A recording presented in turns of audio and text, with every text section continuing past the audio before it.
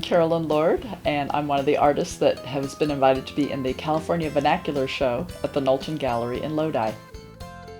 When Robin Knowlton first told me about her California Vernacular show, I was a little puzzled, like, what exactly does that mean? And then within the day, I was driving through the neighborhood, and I drove past a garden that had pink flamingos in the front yard. And so I sent Robin a little email. It's like, is this what you have in mind? And of course the response was enthusiastic. And so I circled back and painted that garden that had the flamingos. And then I'd remembered there was another garden in town that had flamingos. And so that became the start of my preparing for this vernacular show.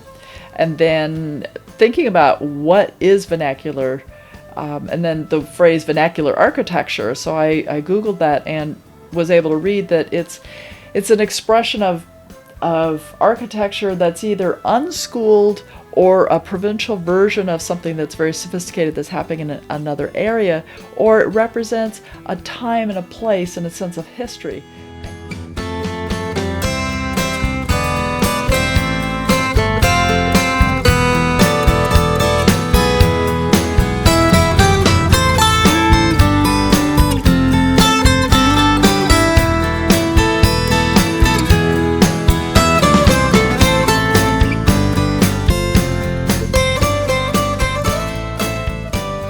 Vernacular, what it means to me is very much that personal place and location. Having grown up in California and lived here, there's things that just say California for me. And I grew up in suburbia, that post-war prosperity, and there's sort of this ebullient quality that shows up, especially my favorite period of vernacular architecture, which is that Googie sense, where there's that optimism. And yes, we're in the atomic age, but it means the promise, the future, without the negative aspects that showed up later into the century. And so it's kind of a nostalgic thing as well. But I also like the perkiness of the buildings, or the fun roof lines that just have a little more energy and spirit in them.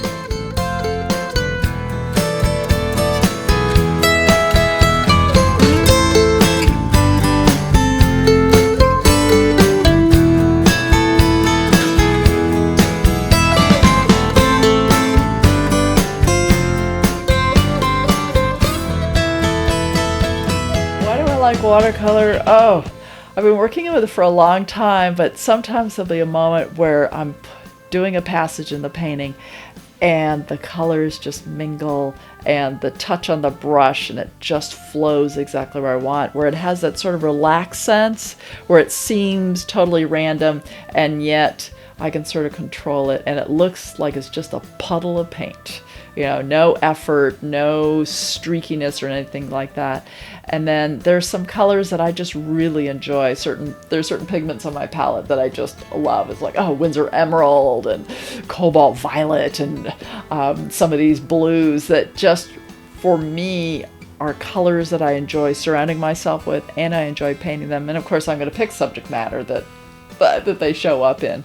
I also like how with certain of the pigments, I can have these colors mingle together in a puddle of paint in my palette, and then when I put them on the paper, when they dry, they sediment out and it looks like a micro impressionist painting because some of the colors granulate out and they maintain their integrity, but it only shows up as it dries on the paper. And that's part of that magic of working with watercolor, being able to manipulate. It's not just about, is it the right colors, the right value, and the right shape, but then there's things that the paint itself does that's very unique to the media.